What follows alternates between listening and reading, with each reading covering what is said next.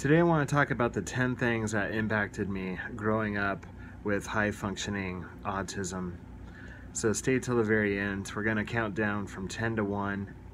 The first thing, number 10, is that my parents and I were moving up from Southern California to Washington State. And on the highway, as we drove up I-5, Interstate I-5, it was a warm summer day. And we were driving up in our Volvo, and my sister and I and my dad and my mom. And I looked over to the side on the highway. It was kind of like that bleached concrete look, you know, those highways in Southern California. You know, if you ever watched Chips growing up, you'd see those white highways. It's kind of like that, you know, everything was just really bright under the California sun. It was very hot, and I looked over and I saw these 3 brown objects. And I had never seen deer before because I grew up in Southern California. So when I saw those, I asked my dad, I was like, are those sleeping dogs? And I don't know if he told me the truth or not, but I think he told me that they were, you know, deer that had passed away. And I remember just being really sad and shocked. Like, I really didn't understand death. I was only, you know, I was turning 5 literally on the trip up to Washington State. So I remember just being so naive and innocent and being bummed out, learning that they were actually dead deer instead of sleeping dogs. So that was number 10. Number 9, music impacted me tremendously. And I mean, I was glued to music. There's pictures of me with big 70s headphones on, listening to music and just having this mesmerized look. You know, when I listened to music, it just enveloped me and I couldn't think about anything else. I was just like, and so songs really impacted me, but they had kind of a dark connotation. There was a lot of synth pop back in the 80s, and growing up in Southern California, somehow I pieced the synthesizers to a demonic presence in California.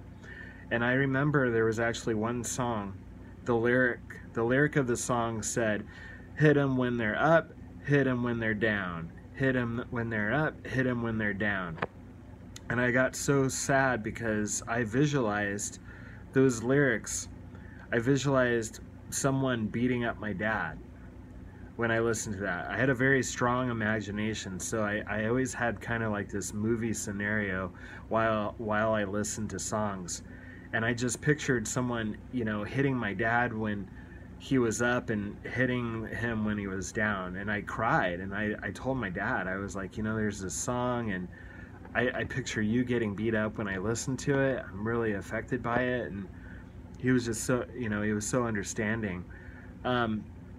One of the very first songs when I was 12, I had a record album, and I used to listen to 45s on the record album. And one of the songs that I absolutely loved, I became obsessed with, was the song Cars by Gary Newman. And only recently, you know, 40 years later, I discovered that Gary Newman has Asperger's, and he's a very loud voice in the Asperger autism community. But I used to listen to that song over and over and over. And then when I was 12, I started listening to Go-Go's song "We Got the Beat." It was my sister's music, and that's when I started tapping on everything with my mom's wooden spoons from the kitchen. And finally my mom was just like, "We gotta get you a drum set because you're just tapping on everything." Number 8, I was walking on the wharf with my dad and my mom, and this is back in Southern California, and a man walked by, and he was just had big frizzy hair and a beard, and he was pointing at his arm, and he was just talking really crazy about something, and I was petrified. I was so scared. I'd never seen anyone act out of character, and it just, I mean, I still remember it to this day. And I just looked at my dad. I was like, "What's wrong with that man?" And my dad said, "Oh, he's just a drunk," or "He's just drunk." And I didn't even know what that meant.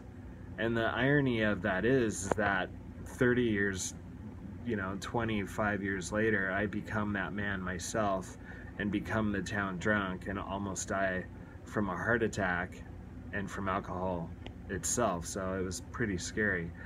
Number 7, I thought the band Kiss, there was just rumor going around, this is in Washington State, there was a rumor going around that Kiss was coming.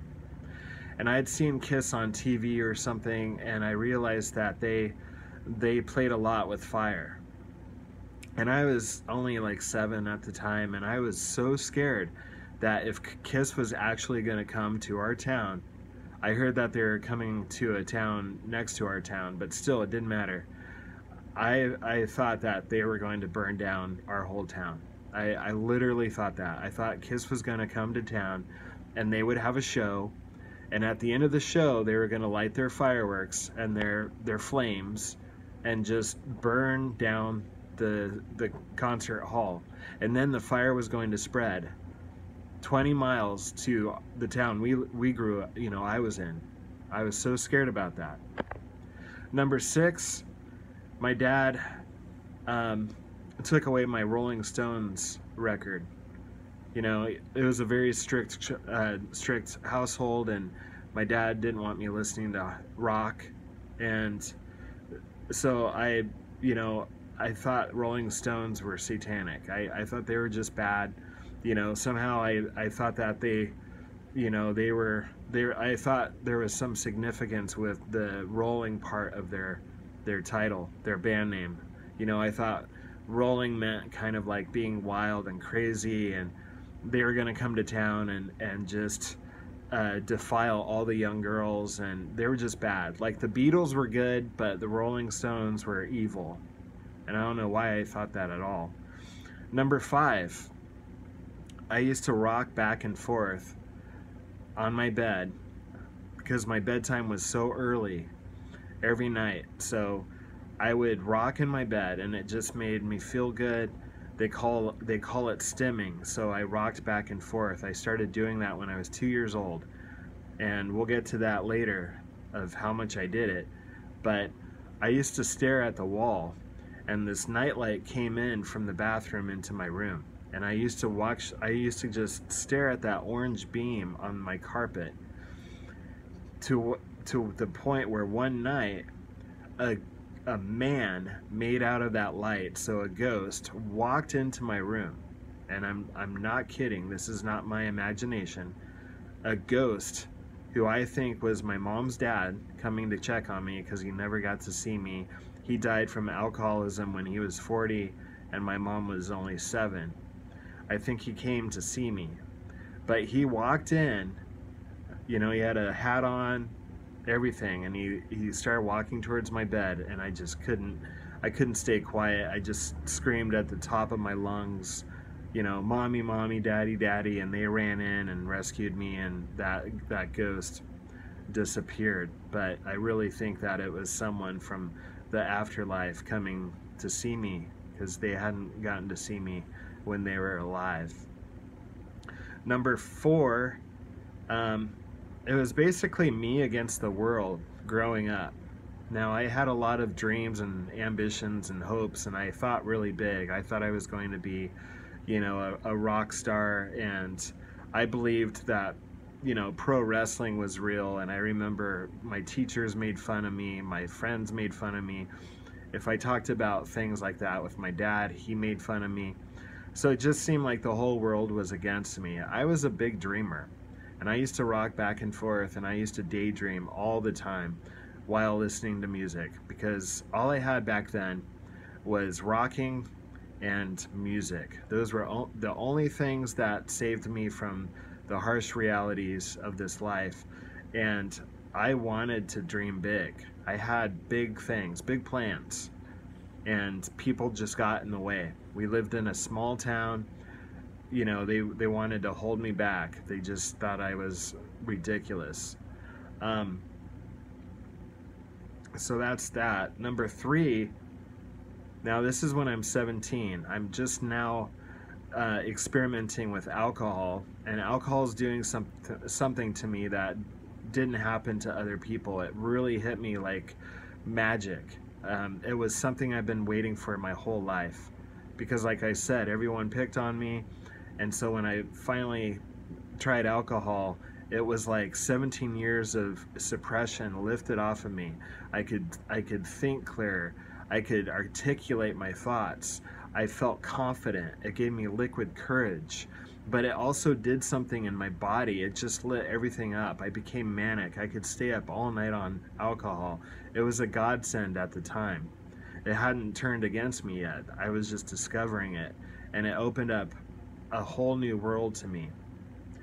But one night I was walking around my neighborhood, or my friend's neighborhood, a couple blocks away from where I lived, and I had drank like a half a fifth of vodka, which was a lot of alcohol for me because I was just starting to drink. I didn't have a tolerance. And I walked around the block. It was foggy out, it was dark. My friends didn't know where I went. I just left. Because I had all this energy, I left and went for a walk. And on that walk, I was walking up this hill, and I looked over to a driveway of a house, and there was a man sitting on an amplifier. And he was just hanging out. He was an older guy, probably 10 to 20 years older than me. And he looked like he was a rock and roller, you know? And I shook his hand, and he was really cool, and he's just like, how are you doing? And we had this awesome conversation, and I felt like I really knew him. Like he went back eons with me. Like he was like this eternal older brother that I'd never had. And I was so blown away by it that I ran back to my friend's house, and they were playing Nintendo. And I was just like, guys, I just met this guy. He shook my hand. His hand came out of the fog, and I shook it, and he told me all these things about life, and I was blown away. And they just made fun of me. They thought I was crazy. They were just like, you know, you're drunk, you know, whatever.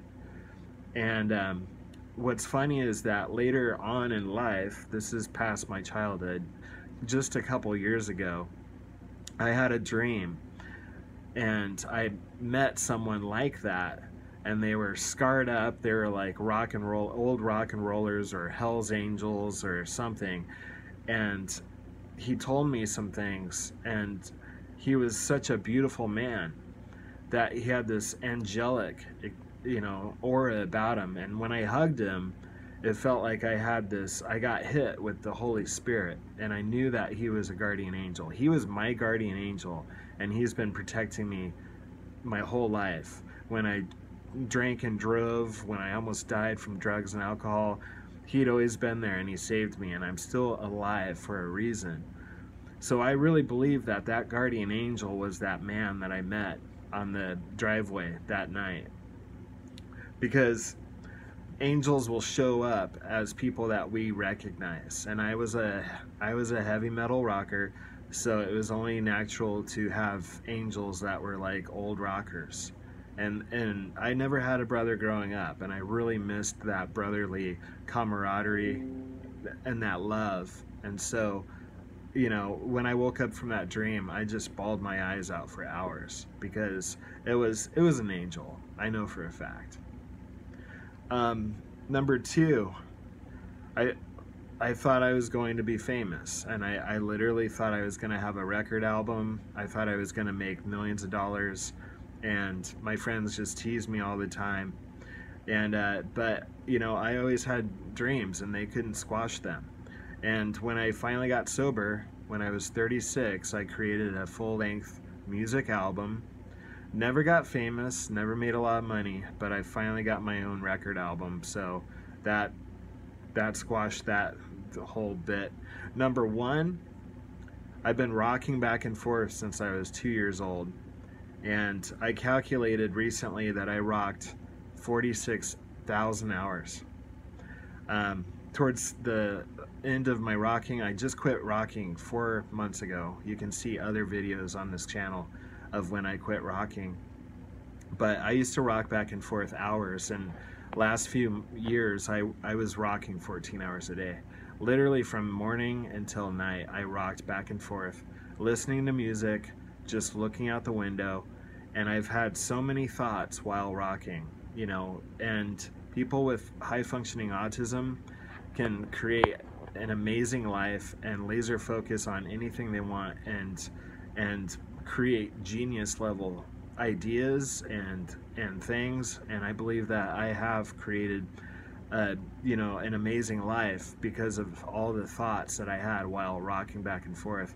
But it was very hard on my body, and it created social anxiety, and I couldn't really you know, connect with people because I was always way out there with my thoughts, rocking back and forth. I even had scars on my knuckles. You can almost see the pads still on my knuckles from rocking most of my life. And I could have regrets and say, you know, I wasted, you know, 40 years of my life rocking back and forth, but really it gave me a gift. It gave me a gift to give back to any of you that are stimming, rocking back and forth, or you have Asperger's or autism and you just don't feel like you fit in. There's definitely a hidden gift with what you're doing, and there's people out there that desperately need your message. So that's been probably the biggest thing in my life, besides, you know, surviving alcohol and almost dying from drugs and having a heart attack when I was 36. I think the biggest thing I've ever done was rock back and forth for 46,000 hours, 46 years of my life rocking back and forth, and I finally am sitting still. And this video is a testimony of what you can do with your life. You can quit anything you want. You can do anything with your life. You can become the rock star. You can become the greatest artist that ever walked this earth. You can do anything you want if you set your mind to it. And people with autism can really laser focus on anything they want. So I hope this inspires you, gives you a little chuckle, or, you know, you can think I'm a moron, whatever you want. It's out there. So hit that subscribe button if you're new here, and we'll talk to you soon.